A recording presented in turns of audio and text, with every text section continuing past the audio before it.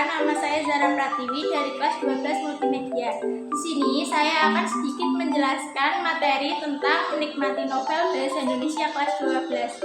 Tonton terus videonya ya. Bye-bye.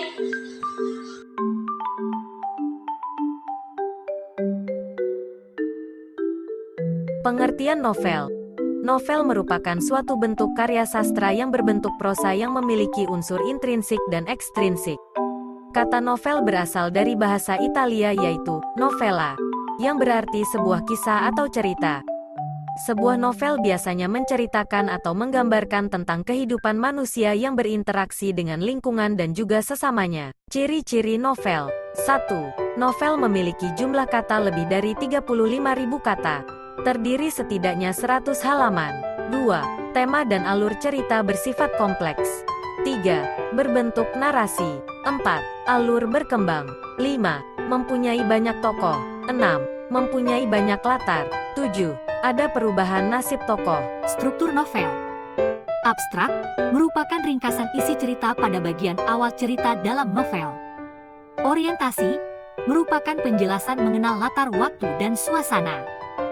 Komplikasi merupakan urutan kejadian yang dihubungkan oleh sebab akibat. Evaluasi merupakan konflik terjadi pada komplikasi terarah menuju suatu titik tertentu. Resolusi merupakan bagian novel yang memunculkan solusi atas konflik yang sedang terjadi. Koda merupakan bagian akhir atau penutup cerita dalam novel.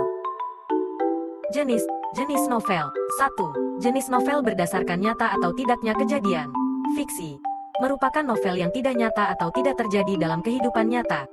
Non-fiksi merupakan novel yang terjadi dalam kehidupan nyata. 2. Jenis novel berdasarkan genre ceritanya. Novel romantis, novel horor, novel komedi, novel inspiratif. 3. Jenis novel berdasarkan isi dan tokoh. Novel teen lit, novel yang berisi tentang remaja. Novel chick lit, novel yang berisi tentang perempuan muda. Novel dewasa, novel yang berisi tentang cerita orang dewasa. Kaidah kebahasaan novel. 1. Ungkapan adalah gabungan kata yang maknanya sudah menyatu dan tidak ditafsirkan dengan makna unsur pembentuknya. 2. Majas adalah kekayaan bahasa dengan memakai ragam tertentu untuk memperoleh efek baik secara lisan maupun tertulis. 3. Peribahasa adalah kelompok kata atau kalimat yang berisi perbandingan, perumpamaan, nasihat, prinsip hidup, atau aturan tingkah laku. Unsur intrinsik novel. 1. Tema. 2. Penokohan. 3. Alur. 4. Gaya bahasa. 5. Latar atau setting. 6. Sudut pandang. 7. Amanat. Unsur ekstrinsik novel.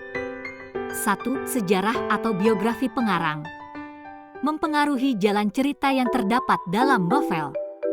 2. Situasi dan kondisi, secara tidak langsung maupun langsung akan berpengaruh kepada hasil karya novel.